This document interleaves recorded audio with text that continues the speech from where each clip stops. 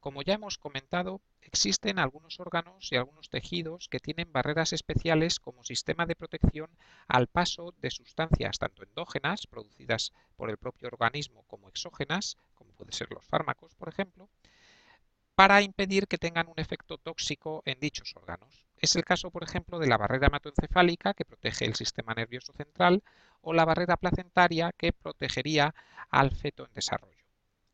La barrera hematoencefálica se localiza en los capilares cerebrales e intenta impedir el acceso de numerosas moléculas al sistema nervioso central. Estas moléculas contendrían, por ejemplo, los fármacos y otros muchos grupos de moléculas con posibilidad de causar efectos tóxicos en el sistema nervioso central.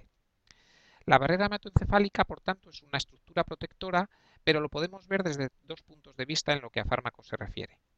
Así, por ejemplo, es preferible que los fármacos cuyo lugar de acción es periférico no atraviesen esta barrera, ya que si llegan y atraviesan la barrera hematoencefálica y llegan al sistema nervioso central, desencadenarán exclusivamente efectos adversos centrales, como pueden ser la sedación, la somnolencia o la confusión.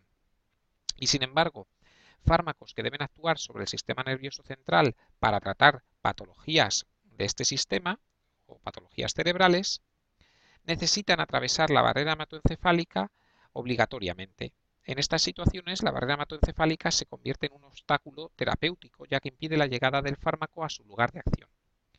Un ejemplo de fármaco que debería actuar a nivel periférico y desafortunadamente atraviesan la barrera hematoencefálica generando efectos adversos son los famosos anticatarrales, que contienen fármacos antihistamínicos que atraviesan la barrera hematoencefálica y provocan sedación, cuando en realidad lo que queremos, por ejemplo, en este caso, es que nos paren la rinorrea característica del resfriado. Muchos fármacos, a pesar de no atravesar la barrera hematoencefálica, pueden causar vómitos, ya que el centro del vómito en el cerebro queda fuera de la barrera hematoencefálica. Por otra parte, como decimos, está la barrera placentaria. La placenta se forma entre las semanas 8 y 9 de la gestación. Por tanto, durante las primeras 9-10 semanas de embarazo, el embrión carece de protección frente a la llegada de fármacos y sustancias potencialmente nocivas. Además, esta barrera no es igual de impermeable a lo largo de la gestación, ya que a medida que el embarazo avanza, se vuelve esta barrera más delgada. La mayoría de los fármacos atraviesan la barrera placentaria por difusión pasiva. Y la distribución de los fármacos, una vez atravesado esta barrera en el feto, sigue el mismo patrón que en el adulto, con algunas diferencias en cuanto a los volúmenes de distribución, la unión a proteínas plasmáticas, la circulación sanguínea y una mayor permeabilidad de las membranas.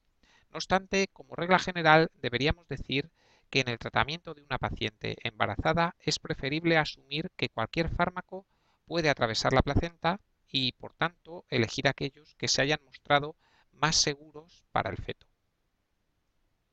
Por último, deberíamos hablar del problema de la acumulación de fármacos en distintos tejidos.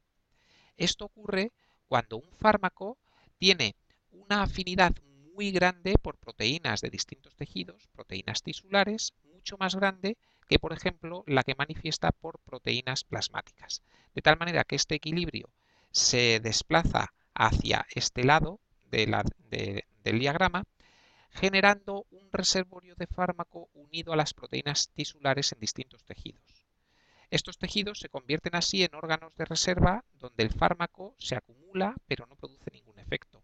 Algunos muy comunes son, por ejemplo, el tejido adiposo o el tejido graso y el hueso. Algunos ejemplos de estos problemas que se derivan de la acumulación de fármacos son, por ejemplo, con medicamentos antiacnéicos.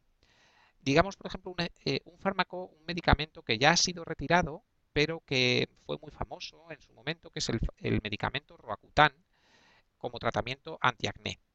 Este medicamento produce malformaciones fetales, por lo tanto no se podía administrar durante el embarazo y la paciente no debe quedarse embarazada durante el mes siguiente o incluso al término del tratamiento, ya que el fármaco sigue acumulado en el organismo y se va eliminando poco a poco.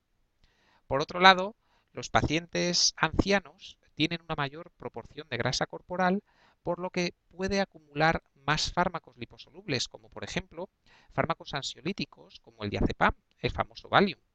Esto provoca que este tipo de pacientes tenga mayores niveles de fármaco en el organismo y mayores efectos secundarios derivados de la acumulación de este fármaco en el organismo, como puede ser la sedación o la descoordinación motora, con el consiguiente aumento de riesgo de caídas en el paciente anciano.